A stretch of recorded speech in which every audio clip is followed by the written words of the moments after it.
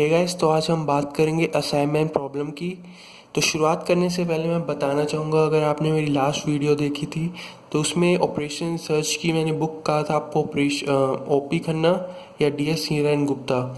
तो डीएस हीरेन गुप्ता तो आप ले सकते हैं, लेकिन ओपी खन्ना जो है मैनेजमेंट, वो मैं गलती से नाम ले गया था क्योंकि वो मैनेजमेंट ओरिएंटेड बुक है, तो आप वो मत लीजिएगा। चावला की बुक आती है, तो आप चावला की बुक ले सकते हैं। काफ़ी इसमें प्रैक्टिस करने के लिए न्यूमेरिकल्स हैं ऑपरेशन रिसर्च के। तो ओपी खन्ना नहीं लेनी है, चावला या डीएस हीरेन गुप्ता, ये दो बुक्स हैं। तो आज हम करेंगे बात असाइनमेंट प्रॉब्लम की। तो असाइनमेंट प्रॉब्लम में क्या है हमारे पास, मान लीजिए हमारे पास n पर्सन हैं, n पर्सन 1 2 3 4 5 सो ऑन, जितने मर्जी हो, और n जॉब्स हैं। उनको हमने असाइन करनी है। जो हमारे पास पर्सन हैं उनको जॉब्स असाइन करनी है। एक टाइम पे एक ही जॉब असाइन करेंगे। तो इस तरह से हमने असाइन करनी है जो हमारी टोटल कॉस्ट आए वो कम आए और जो हमारे रिजल्ट्स हैं वो ऑप्टिमम आए। तो असाइनमेंट प्रॉब्लम में क्या करते हैं, हम जॉब्स असाइन करते हैं लोगों को ताकि हमारी जो कॉस्ट है वो कम आए और रिजल्ट्स हमारे पास ऑप्टिमम आए। ठीक है। तो अगर आपसे कोई डेफिनेशन पूछता है असाइनमेंट प्रॉब्लम की, आप बोल सकते हैं it is a special type of linear programming which deals in allocating various resources and items to various activities on one to one basis. एक ही टाइम पे एक को देना है, in such a way that time और cost involve is minimised and sale और profit is maximised. तो आपको शुरुआत करने से पहले याद रखना है, असाइनमेंट प्रॉब्लम दो तरह की है, एक तो मिनिमाइजेशन, एक मैक्सिमाइजेशन। क्वेश्चन में क्या है उस हिसाब से आपको करना है। मिनिमाइजेशन की प्रॉब्लम है तो अलग मेथड है, मैक्सिमाइजेशन की प्रॉब्लम है तो अलग मेथड है। ज़्यादा फ़र्क नहीं है लेकिन फ़र्क है, तो हम देखेंगे जैसे जैसे हम एडवांस होते जाएंगे। तो आज हम करने वाले हैं मिनिमाइजेशन की प्रॉब्लम। तो मिनिमाइजेशन की प्रॉब्लम में ये आपको ध्यान रखना है, मिनिमाइजेशन है या मैक्सिमाइजेशन। ठीक है। तो ये वाला मिनिमाइजेशन का है। तो मिनिमाइजेशन कैसे मेंशन होगा, तो हमारे पास क्या है क्वेश्चन, हमारे पास ABCD प्रोफेसर हैं, 4 प्रोफेसर हैं और हमारे पास 4 ही कोर्सेज हैं। ठीक है जी। तो जो प्रोफेसर टाइम ले रहे हैं उन कोर्सेज को पूरा करने के लिए, वो ये टेबल में गिवन है। मीन्स टू से प्रोफेसर ए कोर्स C1 को, ये जो टाइम है मिनट्स में है। मान लीजिए एक टॉपिक है तो प्रोफेसर ए जो है 2 मिनट में समझा रहा है, दूसरा कोई टॉपिक है तो वो 10 मिनट में समझा रहा है, वैसे ही तीसरा है तो 9 मिनट में समझा रहा है। ठीक है, सोन। वैसे ही बी कोई प्रोफेसर है, वो इतना टाइम ले रहा है अलग अलग कोर्सेज पे, वैसे ही सी, वैसे ही डी। ठीक है। तो हमें क्या करना है, असाइन करना है ताकि जो हमारी जो कोर्स है उसका ड्यूरेशन जो है वो मिनिमम है, मतलब कम टाइम में सारे जो कोर्सेज हैं कंप्लीट हो जाएं। तो एक बात है यहाँ पे, सबसे पहले मिनिमाइजेशन की प्रॉब्लम हमने देख ली क्योंकि हमें बोला गया है कम टाइम में।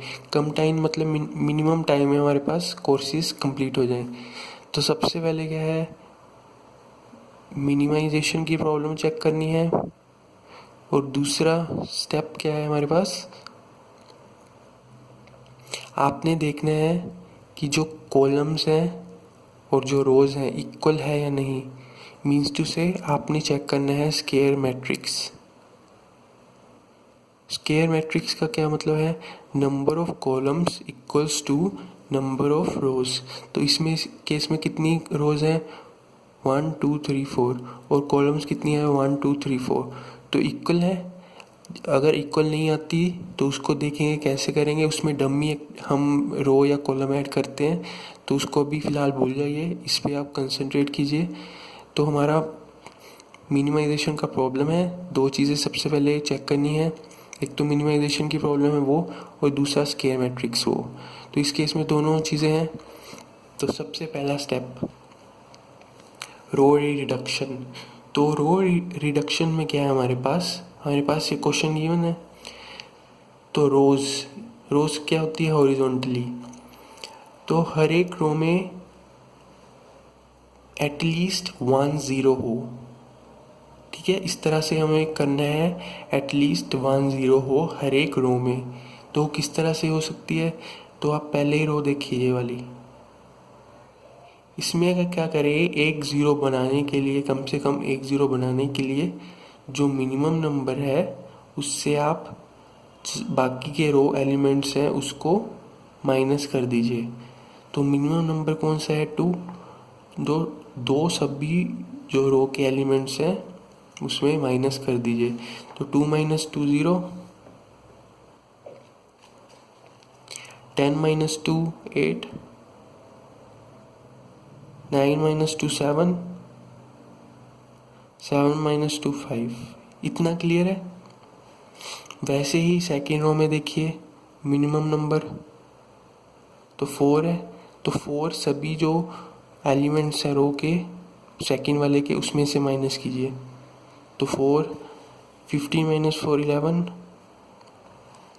4 - 4 0, 14 - 4 10, 8 - 4 4। इतना क्लियर है जी। वैसे ही सेम थर्ड रो में देखिए, मिनिमम नंबर कौन सा है, 11 है। तो 11 सभी एलिमेंट्स में माइनस कर दीजिए। 13 - 11 2, 14 - 11 3, 16 - 11 5, 11 - 11 0। ठीक है जी। उसके बाद लास्ट रो में देखिए मिनिमम नंबर, तो मिनिमम नंबर कौन सा है, 4। तो 4 - 4 0, 15 - 4 11, 30 - 4 9, 9 - 4 5। तो हमारे पास क्या है, हर एक रो में एक ज़ीरो आ रही है। तो हमारा एक मिशन कंप्लीट हो गया, रो रिडक्शन। ठीक है जी। अब सेकंड स्टेप में देखिए, कॉलम रिडक्शन। जैसे रो रिडक्शन में था, एक रो में कम से कम एक ज़ीरो हो, कम से कम एक हो, 2 3 जितनी मर्जी हो हमारे, वो मतलब नहीं है, हमें एक होनी चाहिए। वैसे ही कॉलम रिडक्शन में कम से कम एक ज़ीरो हो कॉलम में। ठीक है। तो इसमें आ रही है, इसमें आ रही है, इसमें नहीं आ रही। तो जिसमें तो आ रही है उसको आप एज इट इज़ लिख दीजिए। अब इसमें आ रही है, इस वाली कॉलम में, इसको आप छेड़ेंगे नहीं, सेम रखेंगे। ऐसे ही दूसरे में आ रही है, इसको भी मत छेड़िए।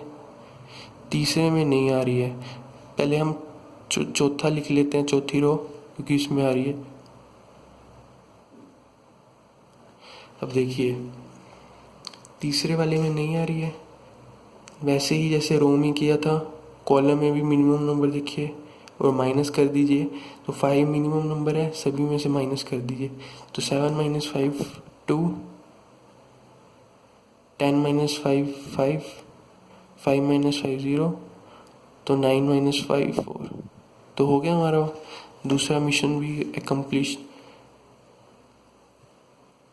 रो में भी अब ज़ीरोज़ है एक कम से कम, और कॉलम में भी ज़ीरोज़ है। इतना क्लियर है जी। उसके बाद थर्ड स्टेप क्या करना है हमें, चेक फॉर नॉन डिजेनरेसी। तो इसका क्या मतलब है, नॉन डिजेनरेसी का मतलब है n should be greater then और इक्वल टू ms। इसका मैं मतलब बताता हूँ। n का क्या मतलब है, number of lines cutting horizontally या फिर वर्टिकली। वो देखते हैं क्या है, it should be greater than equal to matrix size. तो मैट्रिक्स साइज क्या, इसमें 4 रोज है, 4 कॉलम है, तो 4 क्या है हमारे पास, मैट्रिक्स साइज। ये क्लियर है ना। तो अब n देखिए, n हम बोलते हैं number of lines cutting horizontally और वर्टिकली। तो इसका क्या मतलब है, जो हमारे पास कॉलम रिडक्शन में आया है ये मैट्रिक्स, इनमें जो ज़ीरोज़ आ रही हैं, हमने सभी ज़ीरोज़ को कट करना है हॉरिजॉन्टली या वर्टिकली। इस तरह से कट करना है ताकि मैक्सिमम ज़ीरोस कटें। ये बात क्लियर है? इसका क्या मतलब है, देखिए हमारे पास कॉलम रिडक्शन ये है, तो मैंने क्या बोला है, सभी ज़ीरोस कटनी चाहिए और इस तरह से कटें भी मैक्सिमम ज़ीरोस कटें। तो एक तरीका क्या है, आप देखिए मैक्सिमम ज़ीरोस की कैसे कट रही हैं। यहाँ पे 2 कट रही हैं तो इसको ऐसे 2 मारिए, ठीक है। यहाँ पे भी 2 कट रही हैं तो ऐसे 2 मारिए। या दूसरा तरीका क्या है, हर एक ज़ीरो के पास जाइए और देखें उसको कैसे काट सकते हैं। अब कोई भी ज़ीरो आप चुन लीजिए, मान लीजिए इस ज़ीरो को। अब इस ज़ीरो को कैसे काटने में हमारा फ़ायदा है ताकि मैक्सिमम ज़ीरो कटे। अगर हम हॉरिजॉन्टली काटेंगे तो एक ही ज़ीरो कटेगी, अगर हम काटेंगे वर्टिकल तो 2 ज़ीरो कटेंगी, ठीक है ना ये चीज़। तो इसको हमने इस तरह से हल्का सा ऐसे काट देना है। ये क्लियर है? अब कोई भी ज़ीरो आपकी मर्ज़ी है, मान लीजिए इस ज़ीरो के पास जाता हूँ मैं। अब इसको कैसे काटे, हॉरिजॉन्टल काटें तो यही ज़ीरो कटेगी, वर्टिकल काटे यही ज़ीरो कटेगी। अब आपकी मर्ज़ी है, जैसे मर्ज़ी काट लो, क्योंकि हॉरिजॉन्टल काटे वर्टिकल काटे यही ज़ीरो कटनी है। कैसे काटनी है बताइए? हॉरिजॉन्टली काट देते हैं, ठीक है। इसमें कोई हार्ड एंड फास्ट रूल नहीं है, ऐसे भी काट सकते थे। क्लियर है?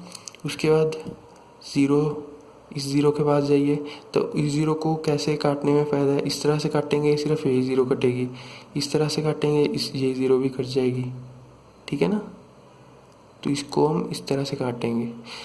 तो जो लाइंस कट कर रही हैं हॉरिजॉन्टली और वर्टिकली, तो कितनी वो लाइंस हैं, एक तो ये लाइन है, दूसरी लाइन ये वाली है, तीसरी लाइन ये वाली है। तो n क्या है इसमें, 3। मैंने क्या बोला था, n क्या है, number of lines cutting horizontally या वर्टिकली। तो इसमें कितनी लाइंस हैं, एक तो एक ये है, एक ये है, एक ये है, तो 3 है। तो क्या 3 बड़ा है 4 से या इक्वल टू है 4 के, नहीं ना। तो ये कंडीशन सेटिस्फाई नहीं हो रही है, नॉट सेटिस्फाइड। तो इसका क्या मतलब है, it is a case of degeneracy. तो हमें क्या चाहिए, नॉन डीजेनरेसी। नॉन डीजेनरेसी कब आएगी, जब n greater than equal to matrix size के होगा। लेकिन ऐसा नहीं हो रहा इसमें, n तो छोटा है तो सेटिस्फाई नहीं हो रही है। तो it is a case of degeneracy,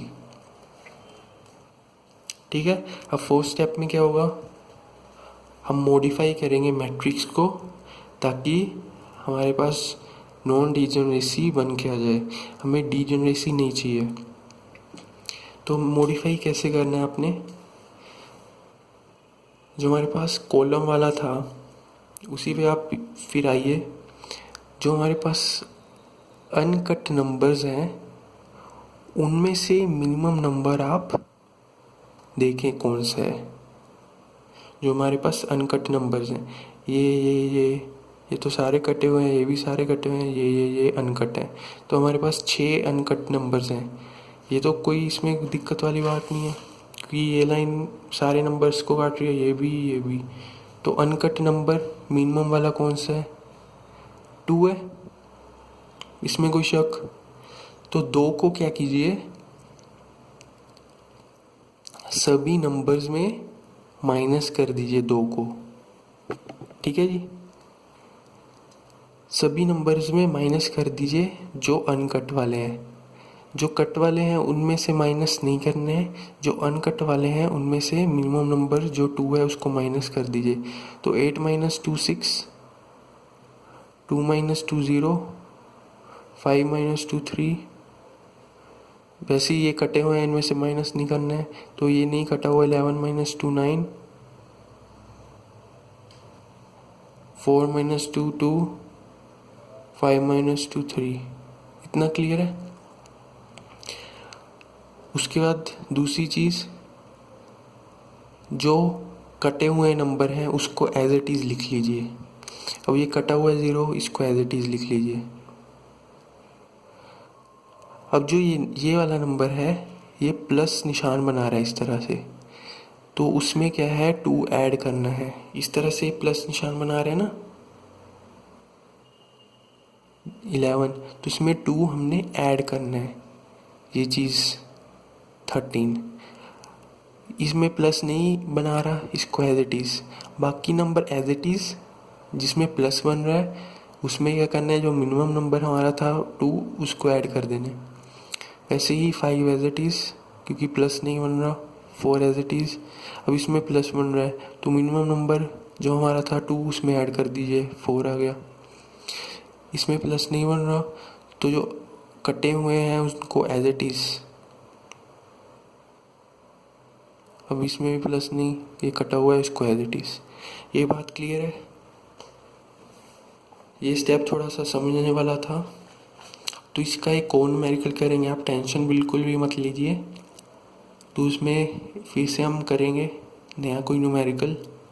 अब इसमें फिर चेक कीजिए, चेक फॉर नॉन डिजेनरेसी। ये तब तक चलना है जब तक हमारा नॉन डिजेनरेसी नहीं आ जाती, मतलब n ग्रेटर देन या इक्वल टू मैट्रिक साइज नहीं आ जाता। तो क्या किया करना है, हमें ज़ीरोस काटनी है, इस तरह से काटनी है भी हमारे पास मैक्सिमम ज़ीरोस कटे। तो आप कोई भी ज़ीरो के पास जाइए, इस वाली ज़ीरो के पास गया मैं, उससे पूछिए आप कैसे कटोगे, वर्टिकली या हॉरिजॉन्टली। उसने बताया वर्टिकली काटोगे तो 2 कटेंगी, हॉरिजॉन्टली काटोगे तो 2 कटेंगी। अब आपकी मर्ज़ी है कैसे काटनी है। हमने काट ली वर्टिकल, इतना क्लियर है। अब मैं गया इस ज़ीरो के पास, तो ये ज़ीरो क्या कहती है, इस तरह से काटोगे 2 ज़ीरोस कटेंगी, इस तरह से काटोगे तो 2 ज़ीरोस कटेंगी। ये क्लियर है? तो आपकी मर्ज़ी है। तो आप कोशिश कीजिए जो अनकट है पहले उसको ऐसे काटें, ठीक है। उसके बाद इस ज़ीरो के पास जाइए, अगर आप ऐसे काटोगे एक यही ज़ीरो कटेगी, इस तरह से काट लो तब भी यही ज़ीरो कटेगी। तो आपकी मर्ज़ी है, इसको ऐसे काट लो।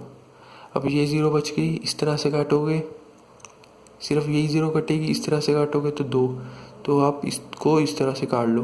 अब n क्या आ रहा है, 1 2 3 4, तो हमारे पास n क्या आ गया इस बार 4। n क्या मैंने बताया था जो लाइंस कट कर रही हैं, 4 है।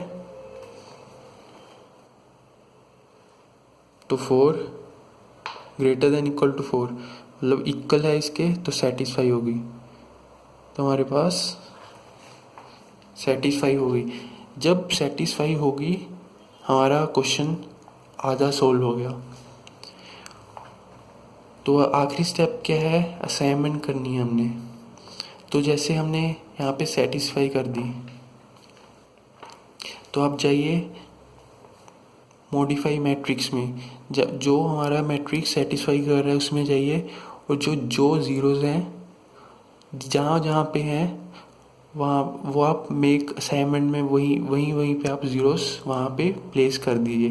कहने का मतलब फर्स्ट रो में फर्स्ट प्लेस पे ज़ीरो यहाँ पे प्लेस कर दीजिए, यहाँ पे लिख लीजिए। थर्ड उसमें है, यहाँ पे लिख लीजिए, सिर्फ 0 0 लिखनी है। दूसरे में है, यहाँ पे लिख लीजिए। 0 कहाँ पे है, थर्ड वाली में इन 2 पे, तो यहाँ पे लिख लीजिए। ये क्लियर है? लास्ट वाले में कहाँ पे है 0, यहाँ पे है, तो यहाँ पे लिख लीजिए। सिर्फ आपको 0 0 लिखनी है असाइनमेंट करते वक्त। ये क्लियर है ना? अब हमने सिर्फ असाइनमेंट कर देनी है। अब असाइनमेंट कैसे करनी है, तो एक कॉलम में या एक रो में एक ही असाइनमेंट कर सकते हैं। हमने क्या कहा था, जो जॉब देनी है एक एक बंदे को देनी है। तो सबसे पहले आप कोशिश कीजिए आपको रो में या कॉलम में एक ही ज़ीरो मिल जाए। तो यहाँ पे मुझे एक ही ज़ीरो मिल रही है दूसरी वाली रो में, इसका मतलब बी को C2 को C मिलेगा, ठीक है। अब और तो वो कर नहीं सकता कोई, एक बात तो पक्की है, बी को C2 को C मिलेगा। अब और तो वो कर नहीं सकता, और कहीं तो ज़ीरो है ही नहीं, ठीक है ना। उसके बाद देखिए रो में देखिए कौन सी रो में सबसे कम ज़ीरो है। अब इस वाली में एक ही ज़ीरो है। क्लियर है ना ये बात। तो डी को क्या है, C1 ही मिलेगा। ये क्लियर है ना, क्योंकि एक इस रो में और कोई ज़ीरो नहीं है, यानी डी C1 जो भी करेगी, C1 कोर्स को ही पढ़ाएगी जो डी प्रोफेसर है। ठीक है जी। तो अब मैंने क्या कहा था, एक रो में या एक कॉलम में एक ही को बंदे को साइन कर सकते हैं। अब ये वाली में, इस वाली रो में हमने इसको साइन कर दिया, तो इसको आप काट दो। ठीक है ना, क्योंकि डी को अब ये C1 मिल गया। अब ए तो C1 नहीं पढ़ाएगा, क्योंकि हमने एक को एक ही टाइम पे एक सब्जेक्ट पढ़ाने के लिए कहा है। ठीक है, ये बात क्लियर है। उसके बाद यहाँ पे एक ज़ीरो बच गई, तो इसका मतलब ए C3 को पढ़ाएगा, और तो ज़ीरो है ही नहीं हमारे पास, ये कट गई। अब ये C3 को पढ़ाएंगे तो ये वाली कट जाएगी, क्योंकि इसको हमने दे दिया C3। अब ऐसा तो नहीं है जो C प्रोफेसर है C3 पढ़ाएंगे, इसको काट दो। मीन्स टू से अगर रो में हमारी असाइन हो गई है, तो जो उसके नीचे वाली ज़ीरोज़ हैं काट दो। ये क्लियर है। अब जो एंड में ये ज़ीरो बच गई, इसको टिक मार लीजिए, मतलब इसको C वाले प्रोफेसर जो हैं उनको C4 कोर्स देंगे। तो क्या हमारे पास आया रिज़ल्ट, ए C3 आया, मतलब ए वाले प्रोफेसर को C3 मिलेगा कोर्स, बी वाले को C2, सी वाले को C4 एंड डी वाले को C1। इतना क्लियर है। और जो हमारा क्वेश्चन था, हमें पूछा था मिनिमम जो कोर्स ड्यूरेशन बताइए। तो मिनिमम कोर्स ड्यूरेशन कब आएगी, जब हम इनको ये वाला साइन करेंगे कोर्स। तो ए वाले को C3 हो रहा है, जो मेन क्वेश्चन था उसमें जाइए, ए वाले को C3 हो रहा है, तो ये 9 आ गया। ठीक है जी। बी वाले को C2 हो रहा है, तो बी वाला C2 यानी 4 है। सी वाले को C4, सी वाले को जी C4 दे दिया, और डी वाले को C1। अब ध्यान से देखिए, एक रो में और कॉलम में एक ही असाइन हो रहा है, ऐसा तो नहीं है बीच में यहाँ पे भी असाइन हो गया, कोई और असाइनमेंट दे दी इस यहाँ पे या इसके नीचे। ठीक है, तो एक रो में या कॉलम में एक ही असाइन करेंगे। क्लियर। तो मिनिमम ड्यूरेशन कैसे निकालनी है, जो ये आ रहे हैं इनको ऐड कर दीजिए बस। 4 + 4 + 9 + 11, तो ये क्या है 28। तो मिनिमम ड्यूरेशन क्या आ गई हमारे पास 28। इनको ऐड करके 4 + 4 + 9 + 11। तो आई होप ये आपको क्लियर हो गया होगा। डोंट वरी, अगर नहीं हुआ एक और हम करेंगे तो उसमें मैं और अच्छे से बताने की कोशिश करूँगा। इसमें अगर कोई डाउट है तो आप पूछ लीजिए। तो इस वीडियो को हम यहीं पे ख़त्म करते हैं। आपका इस वीडियो को देखने के लिए बहुत बहुत शुक्रिया। जय हिंद, वंदे मातरम।